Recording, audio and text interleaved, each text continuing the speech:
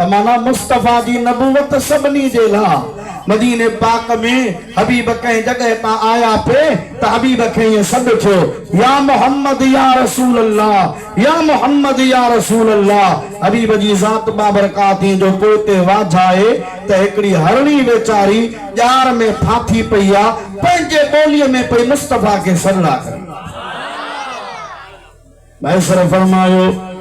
दाम में अज दिल दार मोहम्मद साम पई हरनी आत के जमानत करनिया दाम में अज दिल दार मोहम्मद साम पई हरनी आ तोखे जमानत करनिया सही तोखे जमानत करनिया तू न छदाई केर भला पियो ज़ईफ़ जो ज़ामिन पवंदो काॾे अमड़ वई हर हर हूंदो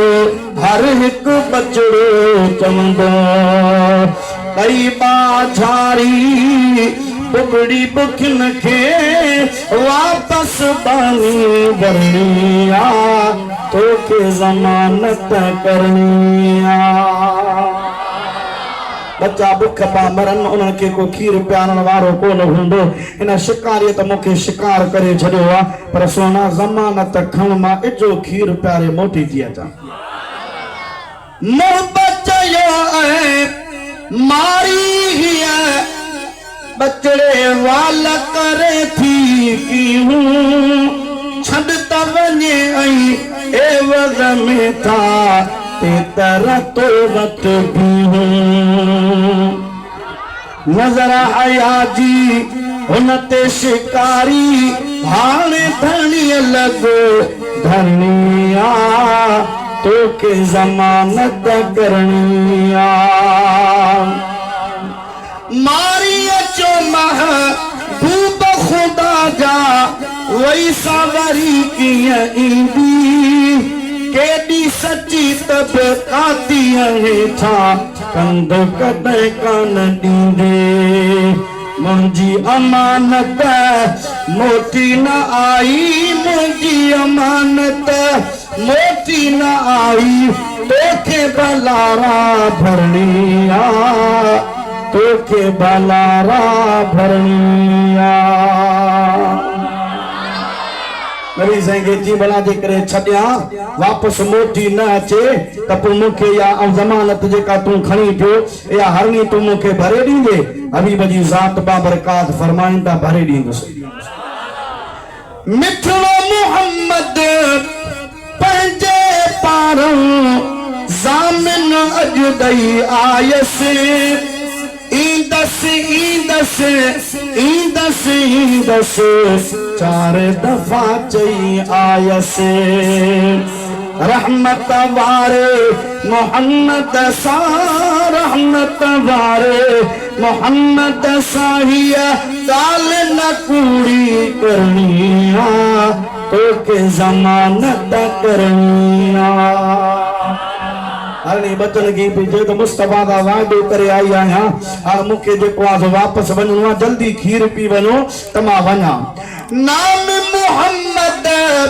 जो जग नंदड़ल बाजा भरो तब धोआ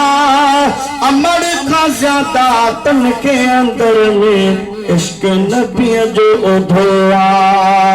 जी जल के चऊं जल्दी वठी हल जी जल के चऊं जल्दी वठी हल हाणे हयाती न घुरनिया तोखे जमानत करनिया कचला चवन पिया मां तोखे तो ही कहंदो पर हल मुस्तफा जो दीदार करा पो जे असा के कोए त असा जी जान बहाजरा महल में मादर पोयो पुटड़ा वलर वठू पे आई सारी इबरत मंझ अजीवे मारी इबरत मंझ अजीवे इसी सासी जी सच्चाई कलमो पढ़ी लज्जत आई, कलमो पढ़ी ही लज्जत आई, खल्क खुदा की न करनिया, होके जमानत करनिया। घोट मोहम्मद तादिस गोरियूं, जानवरन भी जानियूं, सारी मारी खुद महबूब जूं झलियूं, मोमिन थी मेहमानियूं। 14 सदी जा दुश्मन सरदा, 14 सदी जा दुश्मन सरदा, सजणन जी दिल ठरनिया, होके जमानत करनिया। जेको महबूब जानवरन जो ख्याल करे पियो, तूं जो मुंहिंजो छो न कंदो? जेको जानवर जो सॾु ॿुधे पियो त उहो तूं जो मुंहिंजो सॾु छो कोन ॿुधंदो?